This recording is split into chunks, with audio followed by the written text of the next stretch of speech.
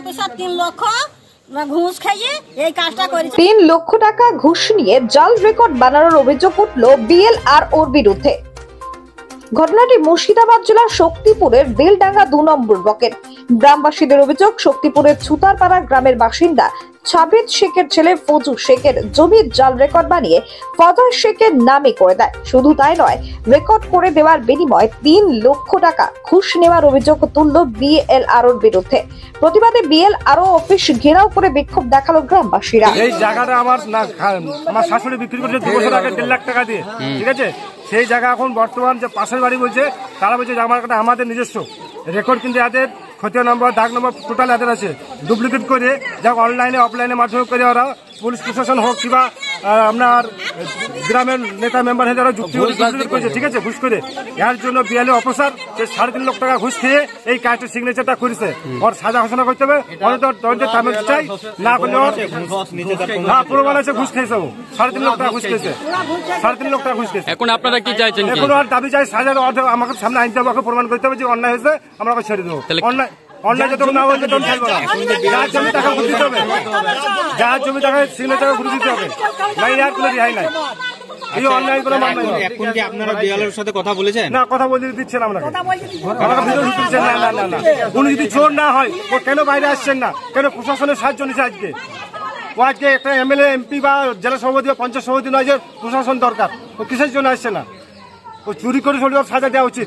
আমার নাম রতন শেখ। হিয়ারিংয়ের ডেট ছিল, তা ওনারা সবাই মিলিতভাবে কোর্টের অর্ডার নিয়ে এসে বলছে আজকে এখন আর হিয়ারিং হবে না, ওরা কোর্টে যাও। কাগজপত্র কিছুই দেখছেন, আমাদের দলিল আছে, RS রেকর্ড আছে, সবই আমার কাকার নামে।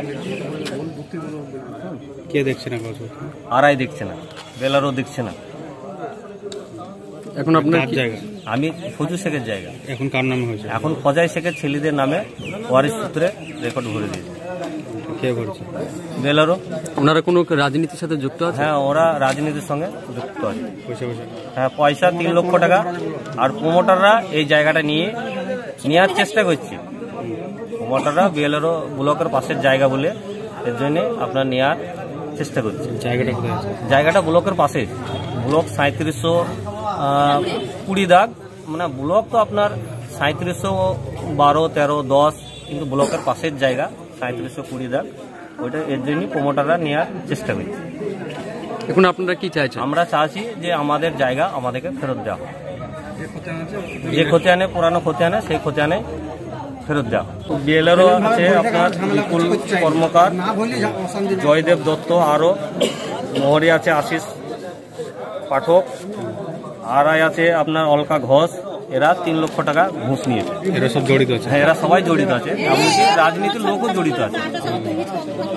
কি নাম আপনার? আমার নাম আমির হোসেন, বাড়ি ছুতারপাড়া, আমারই কাকার জায়গা। আমাদেরই এক রেভিনিউ অফিসার জয়দীপ দত্ত করেছেন। এখন রেকর্ডটা ঠিক না ভুল সেটা তো এইভাবে বলে দেওয়া যায় না। এর এগেনস্টে অ্যাপিল করবার সুযোগ আছে যদি কোনো গ্রিভেন্স থাকে কারো। আমাদের অ্যাপিলেট অথরিটি রয়েছে, অ্যাপিল করা যাবে এবং সেখানে অ্যাপিল থেকে অর্ডার নিয়ে আসলে এটাকে সেট অ্যাসাইডও করা যাবে।